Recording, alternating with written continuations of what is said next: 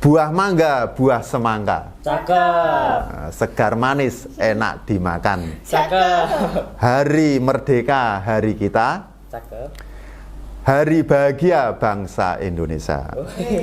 Halo Sobat PK. Halo Sobat PK. Bersama kami di PK Knowledge Podcast. Assalamualaikum warahmatullahi wabarakatuh. Halo semuanya, kembali lagi di PK Knowledge Podcast. Hari ini kita kedatangan narasumber yang keren banget nih. Wow. Wow. Dalam rangka mendekati 17-an ini, jadi kita akan mengangkat tema remaja dan nasionalisme. Mantap. Nah, daripada penasaran narasumbernya tuh siapa, jadi kita langsung sasiin aja Pak Ali untuk memperkenalkan diri. Oh, nggih, terima kasih Mas Afri Iya. dan Mbak Vindi. Ya, nggih.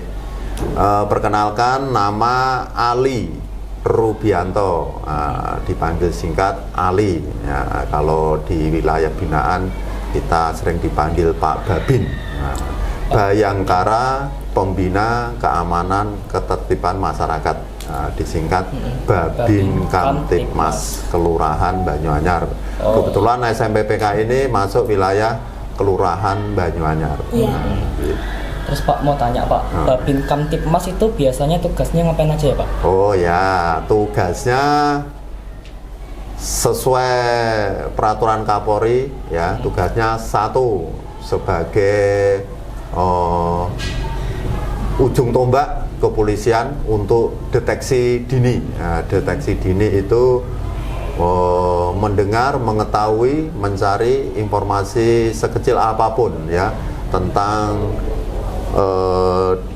kehidupan, tentang permasalahan, tentang Kamtibmas di wilayahnya. Satu, dua, ya kewajiban mendatangi keramaian-keramaian dengan maksud sampaikan pesan-pesan Kamtibmas, terus sampaikan informasi-informasi kepolisian di masyarakat. Nah, intinya kita selalu sambang wilayah, sambang ke warga, door to door. Nah, intinya itu. Kan tadi tema kita adalah remaja dan nasionalisme ya. Jadi pertanyaannya, apa yang menurut Bapak nih, apa yang dimaksud dengan nasionalisme bagi remaja di era modern ini? Nasionalisme, nasionalisme itu rasa cinta tanah air, rasa terus membela tanah air. Nah, itu bisa diwujudkan dengan melaksanakan tupoksi masing-masing secara profesional. Nah, tadi disampaikan remaja, ya kalau remaja tugasnya ngapain? Ya, tugasnya yo belajar dan membantu orang tua di rumah. Kalau di sekolahan ya belajar, berlatih, hormati bapak ibu guru. Nah, itu polisi tugasnya apa? Ya sesuai profesi masing-masing secara profesional. Berarti kalau polisi itu ada kayak beda-beda jalur gitu ya Pak? Beda, maksudnya beda bagian tugas. Oh ya, polisi itu ada satuan lalu lintas. Ya, ini ngatur di lalu lintas. Ya, di jalan-jalan itu ngurusi SIM, STNK, kecelakaan. Nah, terus polisi sabara. Nah, ini preventif patroli. Kalau di Polres Surakarta itu punya tim Separta, sang penjaga Surakarta. Nah, terus kita ini fungsi Bimas, bimbingan masyarakat. Ada reskrim. Reskrim itu penegakan hukum ya, pidana umum dan fungsi intelijen. Nah, Oke. Kalau masalah nasionalisme itu saya mau tanya nih, siapa saja yang berperan dalam menanamkan nilai-nilai nasionalisme ini kepada remaja? Semua pihak berperan, Mbak Vindi ya. Mulai dari kita bangun di lingkungan yang paling kecil berarti keluarga. Ya, berarti orang tua, orang-orang terdekat kita ya, keluarga, kakek, kakak, terus saudara-saudara kita ya harus bisa menumbuhkan itu rasa nasionalisme. Kemudian di sekolahan ya Bapak Ibu guru mengajarkan pelajaran, kalau dulu di kita itu zaman dulu zaman Pak Babin kecil itu ada istilah penataran P4. Penataran P4. Iya, Itu apa? nilai-nilai demokrasi, nilai-nilai kemanusiaan yang ada di Pancasila, di Berarti butir-butir kalau sekarang itu Pancasila. kayak PPKN ya Pak? Ya, kira-kira seperti itu, PPKN, terus wawasan kebangsaan. Terus satu lagi, ya kebijakan pemerintah ya, mungkin ada bisa ditambah kurikulum ya. Kalau dulu tadi Pak Ali menceritakan ada P4, kalau sekarang apa tadi? PPKN. Nah, wawasan kebangsaan ya, maksudnya dipertajam lagi sehingga nilai-nilai kebangsaan dan nasionalisme selalu menyala. Terus Pak, menurut Bapak ini, kapan sih pentingnya kita itu untuk menanamkan rasa nasionalisme di diri kita sendiri gitu Pak? Ya penting sekali. Kenapa? Ya, nasionalisme itu dasarnya untuk mencintai. Sebelum mencintai kita harus mengenal, ya, mengenal bangsa kita, mengenal negara kita. Ya. Kalau kita tidak mengenal ya susah untuk mencintai. Nah, cara mengenal diri kita, identitas diri bangsa Indonesia. Contoh, bangsa Indonesia itu bentuk negaranya apa? Negara bentuk kesatuan. Bentuk pemerintahannya apa? Republik. Terus negara Indonesia itu terletak secara geografis di antara benua Asia dan Australia. Lagi identitas itu harus kita ketahui. Benderanya merah putih, lagu kebangsaannya Indonesia Raya, kebudayaan pakaian nasional, batik, ya kita harus tahu itu. Halo Sobat PK. Halo Sobat PK. Bersama kami di PK Knowledge Podcast. Lanjut nih Pak, mengenai batik itu kan biasa makin sekarang nih batik itu ada yang batik Korean style. Nah itu pendapat Bapak tuh gimana gitu tentang ya batik itu memang budaya leluhur kita ya. Kadang kita terlambat untuk mendaftarkan ke PBB di mana itu UNESCO ya. Nah kadang keduluan oleh negara lain diklaim kalau batik itu miliknya negara A, B, C. Nah, dulu kan belum lama diklaim negara tetangga. Nah, kita bingung. Kebudayaan reog sama juga. Nah, yang jelas masing-masing daerah ya Indonesia luar biasa, berbagai pulau, berbagai suku, berbagai wilayah itu mempunyai produk unggulan masing-masing. Oh ini batik Jawa, batik Madura, ini batik. Nah ya kita harus mengenal dan harus dikenalkan. Nah ini di Solo ini bagus ini. Setiap hari Kamis, nah, menggunakan baju batik. Budaya adat. Ada yang batik, ada yang jarian itu. Ya, Pak Guru kan sering menggunakan toh. Iya. Nah, sama di kelurahan, Pak Lurah dan stafnya itu ya pakai baju adat. Nah remaja sekarang ini kan udah mulai pinter-pinter memakai gadget, iPad gitu kan Pak. Nah saya mau tanya tentang apakah media digital ini remaja-remaja juga dapat belajar dari situ Pak? Oh ya, memang kita harus familiar dengan media-media seperti itu. Kalau enggak ya kita ketinggalan. Itu untuk mempermudah kita, apalagi adik-adik ya pelajar, daripada buka buku di perpustakaan kan tinggal enak toh, browsing jebret. Nah gitu. Berdirinya kerajaan Majapahit, ceritanya bagaimana. Nah itu membantu untuk mengenal identitas bangsa Indonesia, untuk mengenal sejarah. Mungkin pelajaran formal terbatas, ya, tapi kalau adik-adik belajar di internet ya tentang sejarah, tentang perjuangan kemerdekaan banyak sekali. Dikupas di sekolah nggak cukup itu. Terus nih Pak, terus kira-kira di mana aja sih remaja bisa belajar dan mempraktikkan nilai-nilai nasionalisme tadi Pak? Di mana bisa belajar? Ya tadi belajarnya ya di rumah ya, di rumah skup yang paling kecil.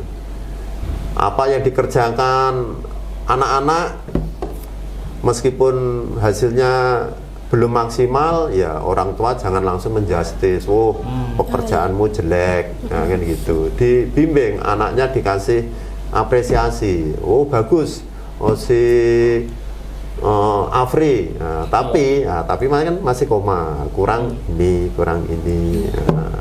Sering ikut organisasi di kampung Karang Taruna.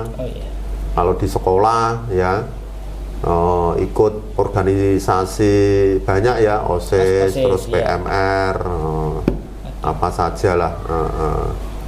Berarti gitu. Kalau di lingkungan keluarga itu atau masyarakat itu pasti ada kayak, kalau 17-an kayak gini pasti ada kegiatan tirakatan, bisa lomba gitu. Nah, apakah itu adalah salah satu cara untuk menanamkan nilai-nilai nasionalisme kepada masyarakat yang sekarang? Oh iya, itu salah satu ya, ya Mbak ya, salah satu untuk menanamkan jiwa-jiwa nasionalisme. Tentunya di tirakatan tidak hanya doa dan makan. Pasti yang tua-tua, yang Pak RT, terus tokoh sesepuh itu menceritakan pengalamannya sendiri. Kalau di lingkungan kami gitu, menceritakan pengalamannya sendiri. Kalau enggak ya menceritakan pengetahuannya dari dia belajar. Perjuangan Panglima Sudirman itu ini loh, perjuangan Imam Bonjol itu begini. Diisi dengan cerita-cerita sejarah perjuangan, itu tirakatan. Terus yang lomba-lomba itu ya sama, lomba kan kebanyakan nggak perorangan, yang pasti bergu. Itu ya menanamkan jiwa atau rasa kerjasama, pentingnya kerjasama. Kalau lomba mandiri itu nggak asik, kalau bergu itu asik. Ramai gitu ya Pak? Iya, lomba-lomba. Pak Ali pernah ikut lomba 17-an nggak Pak? Sering. Nah, kemarin kita malah jadi ibaratnya penyelenggaranya di kantor kelurahan. Pesertanya internal, anggota Linmas, anggota TKPK, Saberling itu kebersihan lingkungan, terus jajaran ASN. Yang keempat relawan Tagana. Ini relawan Tagana yang ngurusi bencana tanggap darurat. Kita ada semacam permainan ringan lah di kemarin hari Kamis. Hari Kamis. Belum ada seminggu toh, ini hari Senin. Itu internal di kelurahan, tapi di skup yang lebih besar antar RW, antar RT ada lomba kebersihan, lomba ya macam-macam lah, senam, lomba kemarin karaoke. Lomba karaoke. Iya. Nyanyi apa Pak itu? Ya ada lagu wajib, lagu kebangsaan ya, lagu-lagu wajib. Yang kedua bebas. Jurinya profesional, kita ambil dari luar. Terus Pak,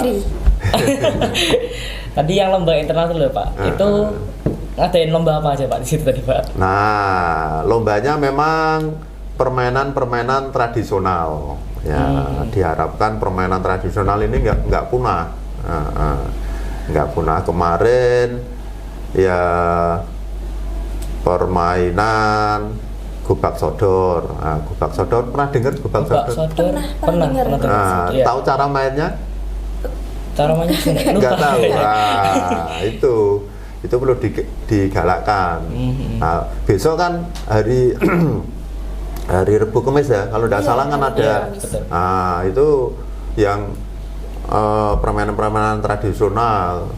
Ya jangan basket, memang basket perlu laga, itu kan nasional internasional. Nah, tapi yang tradisional ini ya perlu diuri-uri. Kemarin itu waktu Pak ada lomba ada futsal pakai daster gak Pak? Oh, enggak ada. Futsal pakai daster. Kebetulan tempatnya di halaman kelurahan sempit ya, jadi kita menggunakan fasilitas yang ada, sarana dan prasarana yang ada. Terus langsung. Aku mau tanya nih Pak. Yeah. Kan remaja zaman sekarang ini ada yang suka K-pop, ada yang suka K-pop, ada yang suka anime, gitu Pak. Nah itu menurut Bapak tuh gimana cara biar kayak ngasih saran ke remaja-remaja sekarang ini biar bisa menyaring mana yang benar, mana yang salah, gitu kan? Itu budaya luar negeri tidak semua salah, tidak semua tidak baik, ya. Untuk pengetahuan memang harus kita tahu. Kalau nggak tahu kebudayaan luar ya nanti kita kuper, ya. Nah, tapi perlu diimbangi juga kebudayaan, sejarah bangsa Indonesia ya kita harus tahu, ya. Tadi film anak-anak sekarang apalah banyak macamnya sampai Pak Ali ya lupa. Tapi kalau ditanya siapa Ken Arok? Ken Arok, kamu tahu nggak? Pernah dengar enggak? Pernah dengar tapi orang yang mana nggak tahu, tapi pernah dengar. Gajah Mada? Tahu. Oh, tahu. Nah, itu tokoh-tokoh kita itu perlu kita tahu. Nah, itu belum tentu orang tua kita yo hafal. Ya kita taunya buka media, dibaca. Jangan film-film action, drama Korea yang endingnya selalu sedih, nangis. Mau bekerja, mau belajar, sedih bawaannya, terbawa drama Korea. Lihatlah film-film perjuangan. Pak Ali suka lihat film apa nih? Film. Iya, film. Ya, nah Pak Ali seneng apa ya? Film action. Ya, film action sama film petualang. Nah, semalam nggak sadar ya lihat-lihat YouTube beranda itu film kisah pesawat jatuh. Kisah pesawat jatuh. Pesawat jatuh yang separuh mati separuh hidup. Nah, judulnya apa lupa. Yang jelas ditemukan tim penyelamat itu 72 hari. Nah, cerita yang 72 hari itu luar biasa. Banyak pro dan kontra, siapa pemimpinnya, cari makannya di mana. Nah, itu jatuhnya di ini hanya cerita ya, tapi kan bisa diambil nilai-nilai kejuangannya. Di saat-saat kita kritis, nggak ada makan, nggak ada minum, bagaimana bisa memimpin teman-teman, bisa bersatu. Nah, 72 hari di Gunung Salju. Oh, itu kalau nggak salah yang ceritanya kayak makan bangkai yang dia nggak ada. Nah, itu ya? Apa itu judulnya itu? Pernah lihat. Pernah lihat. Karena mati ya mohon maaf sampai jenazahnya temennya dimakan karena ya nggak ada pilihan di Gunung Salju ya bertahan di dinginnya itu ya di puing-puing pesawat itu. Nah, kita ambil jangan yang ekstrimnya, yang makan itu ya, makan itu ekstrim itu, tapi yang diambil nilai-nilai kepemimpinannya, nilai kejuangannya dan sebagainya. Terus nih Pak, balik ke tadi yang remaja sama nasionalisme. Terus bagaimana sih cara yang efektif untuk meningkatkan rasa nasionalisme di kalangan remaja saat ini? Untuk meningkatkan rasa nasionalisme, ya, kenali, cintai, miliki produk dalam negeri. Iya. Oh. Nah, itu jangan bangga dengan merek luar negeri, ya bangga enggak apa-apa. Tapi kalau kita beli, ya beli produk dalam negeri. Nah, terus yang saya ngarep mayoni tonggone sopo kan gitu. Sama produk itu ya bisa barang komoditi macam-macam, bisa fashion, bisa kuliner dan sebagainya. Terus itu produk, terus tadi budaya ya, budaya. Kita punya lagu-lagu daerah, ya punya pakaian adat, permainan adat tadi, ya selalu dikenalkan. Tidak harus di event-event tertentu 17-an setahun sekali, ya event-event apa, hari pendidikan dimunculkan. Nah, itu. Halo Sobat PK. Halo Sobat PK. Bersama kami di PK Kemang Wage Podcast. Saran Bapak untuk para remaja di rumah, remaja yang nonton sekarang. Oh ya, untuk para remaja ya, adik-adik saya ya, yang jelas saya pernah di usia kalian, tapi kalian belum tentu di usia kami kan gitu. Jalani hidup ini ya, tetap semangat, terus tetap semangat sesuai dengan tupoksinya. Nah, tadi sudah kita jelaskan, kalau pelajar ya semangat belajar, berlatih, ya membantu orang tua, hargai bapak ibu guru. Nah, kalau yang punya bakat ini jangan setengah-setengah. Ya bakat apa aja. Tadi Mbak Vindi nyanyi, ya. Olah terus vokal itu. Jangan hanya sekedar hobi. Awalnya memang hobi, bakat, tunjukkan. Tadi Mas Afri, bola ya? Main basket. Oh basket lah ya, bola basket. Ya, jangan hanya sekedar tunjukkan prestasinya. Nah, ini kan musim SEA Games ini. Nah, musim SEA Games ini. Siapa tahu dari bakat-bakat awal itu, ukir prestasi, bisa mengharumkan nama bangsa Indonesia. Amin. Paham? Oke, terima kasih Pak Ali untuk narasumber kita yang keren banget ini. Wow. Keren. Banyak informasi-informasi yang kita dapatkan dari kedatangan Pak Ali pada hari ini. Ya, terima kasih Pak Ali sudah mau mampir di sini, sudah mau ditanya-tanyain ya Pak. Terima kasih juga Mas Afri, Mbak Nindi sudah mengundang kami sebagai Babin Kamtipmas. Akhir dari podcast ini tadi dibuka pantun, ini juga ditutup pantun ya. Boleh. Untuk pemuda dan nasionalisme ya. Indonesia indah pantainya. Cakep. Pantai indah Kute Bali. Cakep. Bangkitlah muda-mudi Indonesia, di tangan kalian negeri ini jaya. Wih. Merdeka. Cukup sekian podcast kali ini. Wassalamualaikum Warahmatullahi wabarakatuh. Waalaikumsalam warahmatullahi wabarakatuh.